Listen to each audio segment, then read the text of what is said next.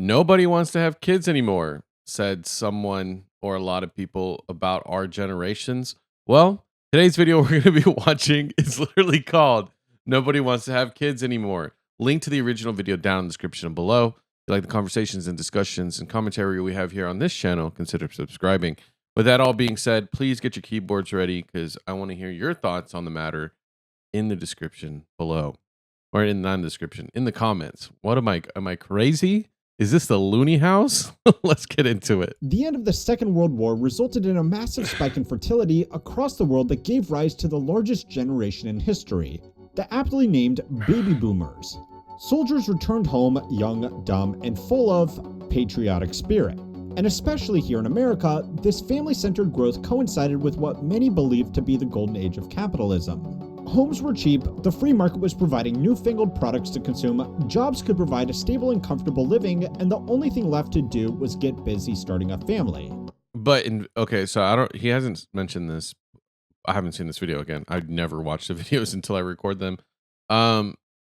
This was like the peak of American manufacturing too. So like, say for example, these chairs, if they wanted these chairs, they were so cheap because they were being made here and you could literally just drive up the road and get them.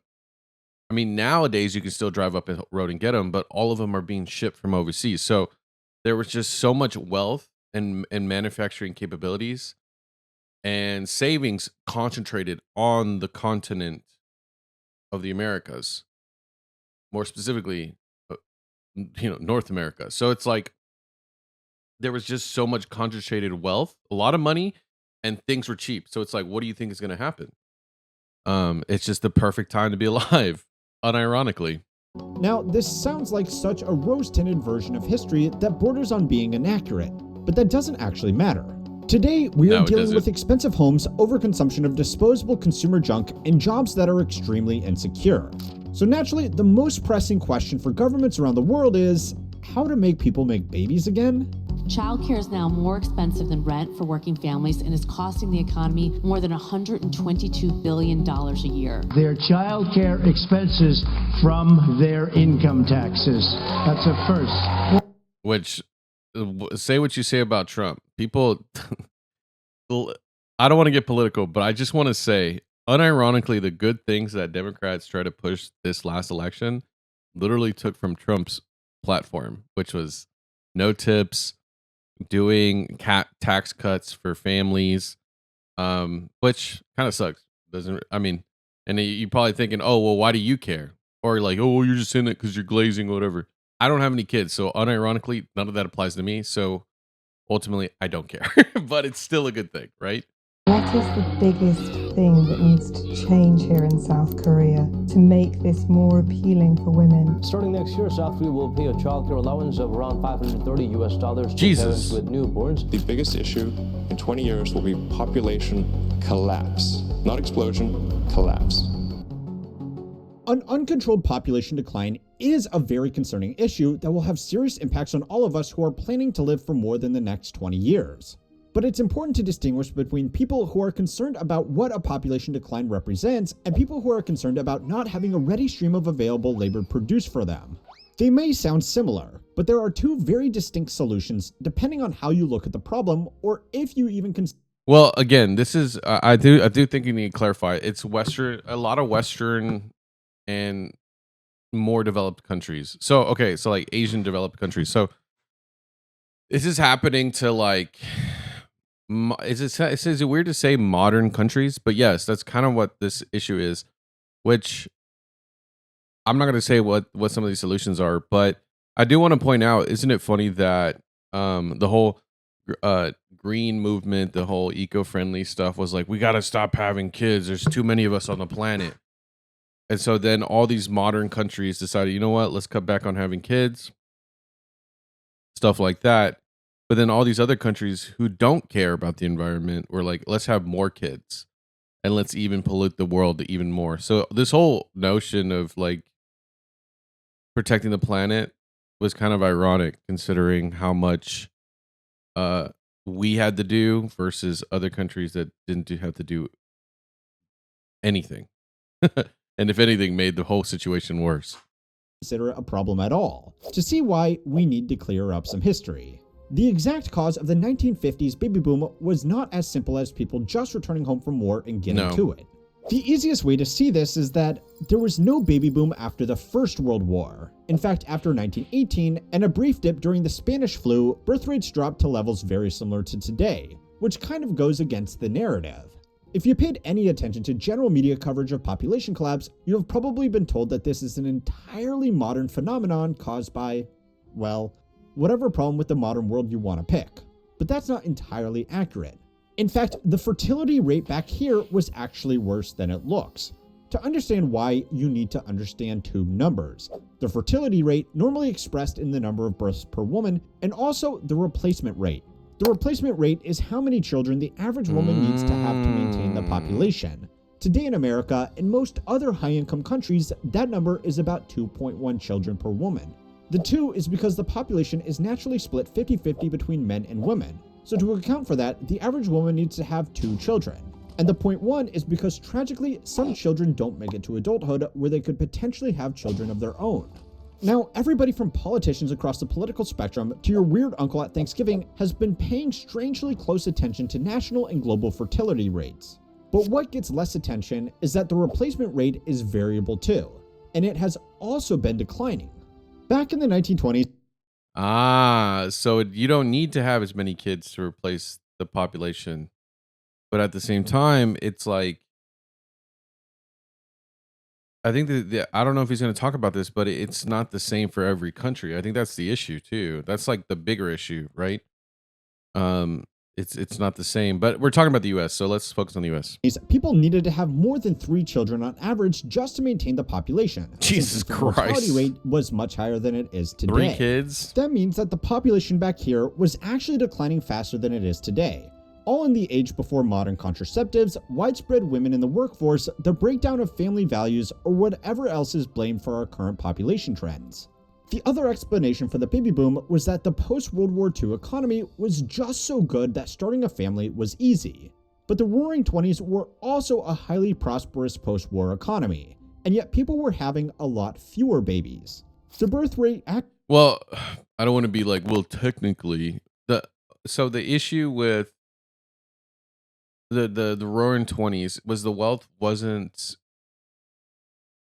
opportunity for wealth wasn't as available to everyone. Whereas like after World War II, it felt like obviously there was discrimination and like racism and stuff, but for the most part, I don't even say for the most part, but there was a higher percentage of people who didn't have opportunities now suddenly have opportunities available to them that they can now use to take advantage of. That's why you see a lot of minorities start opening businesses around that time that ended up lasting till today. Like for one of the biggest examples is restaurants in my hometown, San Antonio. There's quite a few restaurants that were started in World War II by minorities, that then ended up, which ironically, they went to go fight in the military in the war and then came back, opened a restaurant, and the restaurant's been there ever since.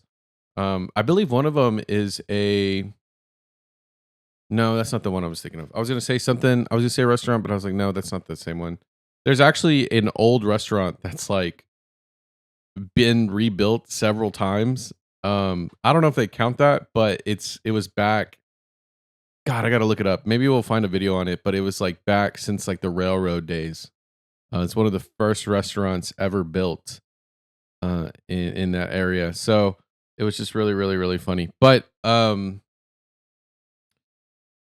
all to say is that I just felt like there was more opportunity for more people at the time than the Roaring '20s. Whereas like the Roaring '20s, it was a good economy. Like it's not to say that it's not. Actually only started recovering after 1920. Well, let me know what you think in the comments. Obviously, everything I say in this video, you're welcome to comment, give your thoughts. I read your comments, pretty much for the most part. Yeah, let me know in the comments. 1929, when the Great Depression plunged a staggering amount of American families back into relative poverty. In fact, by actually looking at the data, you can see that the baby boom really started in the 1930s when the American economy was arguably in its worst state in the last century. There was a pause during the war, but the post-war baby boom that we are all familiar with was really just the continuation of a trend that had already started. So if it wasn't contraceptives, women in the workforce, economic growth, the move into cities, or modern family values, what actually caused the birth rate slump back then? Well, it's the same thing that caused the baby boom. And the reason I'm giving you this history lesson is because it could also solve a lot of our population problems today, but you might not like the answer. One of the most consistent baby blockers is income inequality. Yeah. The economist Thomas Piketty, as part of writing his book Capital in the 21st Century, collected and compiled income inequality data over the last century. Just quickly, this is probably one of the best books on economics ever written, and it reads easily even to non-economists. So like always, I will leave a link to it in the description below. Using my link helps the channel a little bit, and a good book will provide way more value than I ever could through something like a Patreon. But anyways, if you invert the data that Piketty collected on income inequality, it lines up almost perfectly with the fertility rate. If people feel like they aren't falling behind, if they have social mobility, and they can provide what is considered a good life, they will have more children. The New Deal that was the foundation of the Great Depression recovery efforts and the GI Bill following World War II massively reduced income inequality. And with See, told y'all. Told y'all. I know a little bit of history, okay? People need to act. Look, I know I'm dumber than most people. Just kidding.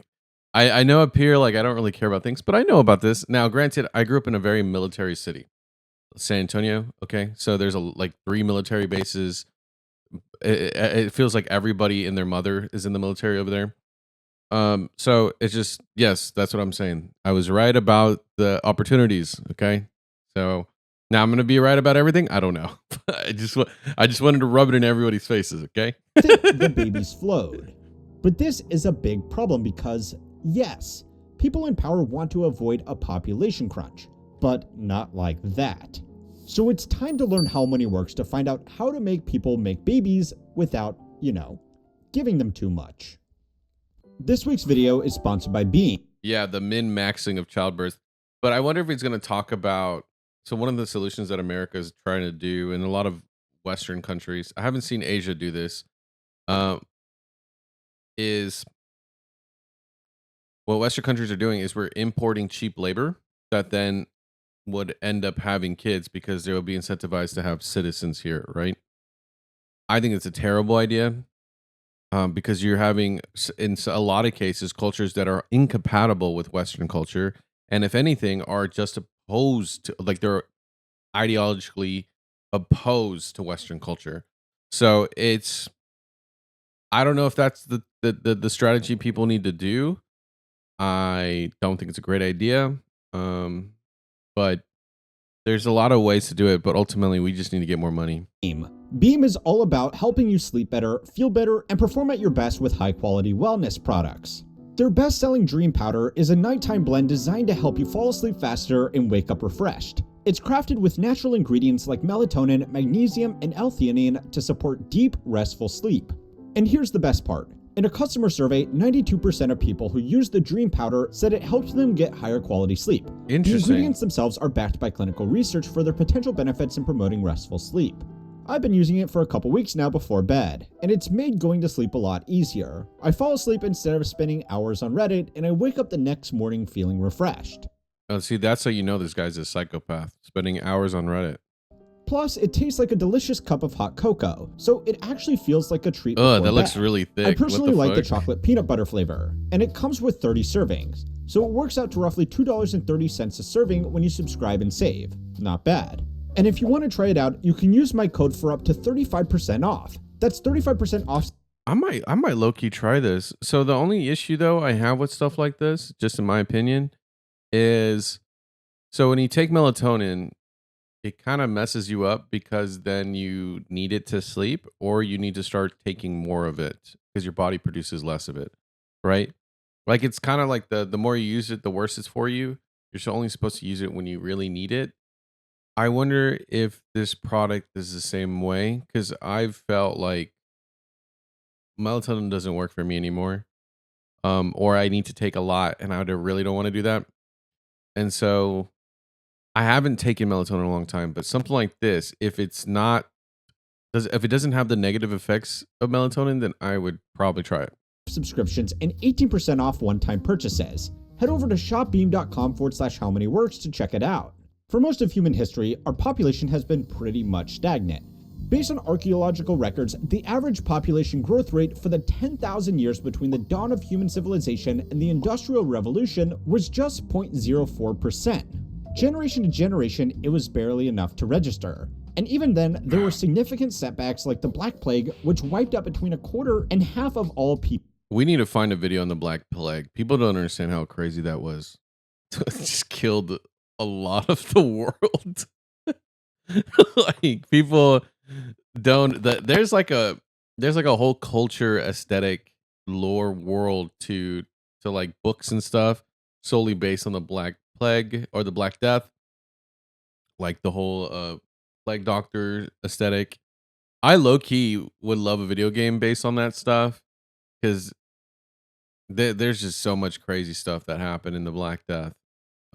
It's just crazy. People in Europe. People had a lot more children on average, but fewer of them survived, so the population didn't really budge. And then came the Industrial Revolution, which kicked off a bit of a feedback loop. Mechanized industry and agriculture could feed and provide more people, and more people meant more work could be done, and more innovations could be made to feed and provide for more people. Refinements in medicine and nutrition meant that people also lived a lot longer, which gave them more opportunities to apply their expertise to making an overall wealthier world. He's also not saying the part where like there was incentivized to, I mean, he said it, kind of mentioned it, like the feedback loop, but people were incentivized to have kids at the time of the Industrial Revolution because you could have child labor. And so you could send your kids to work in the factories and the mines. Isn't that fucked? Like, I don't know. I'm laughing. I just felt like he didn't touch on it enough to be like, well, yeah, because they were getting rewarded by sending their kids into the fucking mines, bro. Oh my god. Oh my gosh. By best estimates, something like 7% of all of the humans to have ever lived are currently alive right now, and that's been great for business. Having more people naturally boosted industry, because there were more potential consumers to cater to, and population growth provided a ready supply of labor to work in the new factories. Early industrial centers like London became extremely rich, but even back then, some familiar trends emerged. Cities during the Industrial Revolution were horrible places to live. They figured out building factories much faster than building sanitation. So infectious diseases, malnutrition, and foodborne pathogens were more prevalent in these population-dense centers. So many people died in London that up until the 20th century, it was almost entirely reliant on people moving from the countryside to get work to maintain its population. Now, most cities in high-income countries, with the notable exception of I will say this though. It says mapping San Francisco sidewalk pooping problem. I will say this. Obviously, certain European countries, just geography-wise, just didn't have that advantage that America has to be able to expand cities much more easily. So, I do want to get, they were kind of in a, not saying a lot of Europe when it was coming to building these cities and these industrial hotspots were at a enormous disadvantage. I just think, like, I mean, that's kind of what it was. They were just such in a bad. I mean, like, what are you gonna do? Just keep packing them like sardines? Like, what are you gonna do? I mean, they kind of did that, but yeah, San Francisco, liberal city of San Francisco.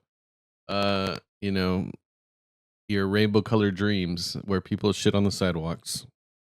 San Francisco eventually figured out that leaving human waste in the street was not a good idea. Imagine they figured it out. But don't worry, guys. The Pride parades were fantastic. The same parades that would happen on the roads where people would shit. Anyway. So even though cities aren't actively killing their inhabitants anymore, they are still population black holes that have very low birth rates and rely on people moving to them to maintain themselves. That's simply because cities are expensive. Unless you are extremely wealthy, you probably can't afford a family-sized home close to a major city. And depending on your career, you might not be able to move away from those cities without losing your job. Today, a trend has emerged where having lots of children is either an indication of being extremely wealthy or being extremely poor, with very little room in the middle for large middle-class families.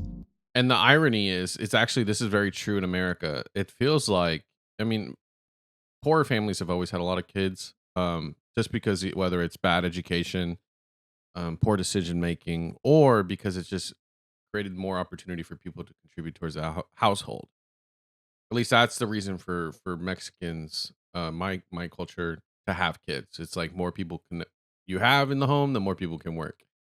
That being said, it feels like right now, based on the tax situation and some of these benefits that you can get from having kids, it feels like poor families are much more an advantage to taking advantage of those programs. Whereas, like if you're in a middle class family, it actually feels like it punishes you. We're in this weird problem where in America, where if you make a lot of money, you don't get you're incentivized to make more. If you make no money, you're actually incentivized to not work. But if you're in the middle, you get punished because you're making too much to be poor, and you're not making enough to get exceptions. So these tax benefits, unironically, long term will benefit the middle class, the ones that should be coming, right? The ones that Trump wants to pass, they will benefit the middle class, but the irony is it's still not going to resolve the problem that the middle class is having because there's so much other um financial problems that exist. So it's only going to create the divide of, again, what he's saying, rich people are going to take advantage of it more, and so are poor people. So I just think it just sucks being middle class. As somebody who's middle class right now, it really sucks. Because that's just become unaffordable in most cities around the world. Now, over the past 300 years, we have also run out of people to pull from the high birth rate countryside. So the trend has gone global, and today, most advanced economies pull in people from high birth rate countries. The rise in immigration to fill labor shortages has masked the issue, but it has caused other problems like further contributing to housing affordability and putting downward pressure on wages and upward pressure on income inequality. Yep. There is also the not so subtle reality that a lot of the people that want a stable supply of young workers would, let's just say, strongly prefer if those workers were homegrown. Now, in all of this, there is one other simple solution. Let people work jobs outside of the city. The COVID pandemic was the most recent global event to shake up birth rates. Initially, it caused a sharp dip as people lost their jobs and saw hospitals barely having the capacity to manage the load. But as more dual-income households moved to working from home, births increased and not only made up for the initial drop, but exceeded expected trends. Well, also because it's like a lot of people had the kids because they're like, well, we're going to be locked up for the next 2 years. And in a lot of cases, some jobs actually paid their employees to work from home. So it's like now they can actually be present in the kid's life. It kind of sounds a little dark and kind of sad that the fact that the pandemic was the only way parents could spend like a good amount of time with their kids in those first 2 years. But yeah, I think that's another reason why it may not have to be with like just solely working, but it's just because this literally was the perfect window to actually be in the kid's life for those first meaningful years. Unsurprisingly, it's easier to deal with a pregnancy and have children when parents don't need to go into an office. Yeah. It allows people to live in cheaper and more family-friendly communities further away from commercial centers. Now, this reality is rustling some jimmies because companies want people to move back into the office for a variety of reasons. But the good news is that we actually have some power over this. Even with extreme measures, it's very hard to force people to have children. So if businesses won't entertain policies to promote equality or let people work from home, they don't get their future workers and consumers. If you want further evidence of the benefits of moving away from the office, look no further than the CEOs themselves that are demanding that workers return to the office while they don't actually show up to work at all. I would disagree with that. There's a lot of CEOs that have actually gone back to the office, but it's because, well, I'm going to be fair twice. So it's fair that there has been a lot of CEOs going back to the office, but it's because depending on the industry, there's a lot of industries that were kind of put on pause during the pandemic because of various issues. But now that it's been some time after the pandemic, it's these people need to start actually seeing returns on what they've been doing. So it's more because of the pressure that they have to start delivering on their investors. So that's the only reason why you start seeing these guys at the actual office. And I'm not talking about like your Jeff Bezos, your Elon Musk, your Zuckerbergs. I'm talking about your smaller CEOs. You know what I mean? Like it's just because they're feeling the pressure of having to deliver on what they were supposed to prior to the pandemic. Let me know what you think in the comments down below about all this. I think there's a lot of bigger conversations we got to have about this. I thought this was going to break it down a little bit more. This is so interesting though that um that America is dealing with this, and not just America, but a lot of modern countries. Anyway, let me know what you think in the comments. Love you guys. Bye bye. This video is brought to you actually by viewers like you. Thank you so much for subscribing and being part of my journey and allowing me to be a part of yours. Let's create new memories this 2025 on our road to 1 million subscribers. And with all that jazz out of the way, I just want to say thank you so much. I love y'all and enjoy the video.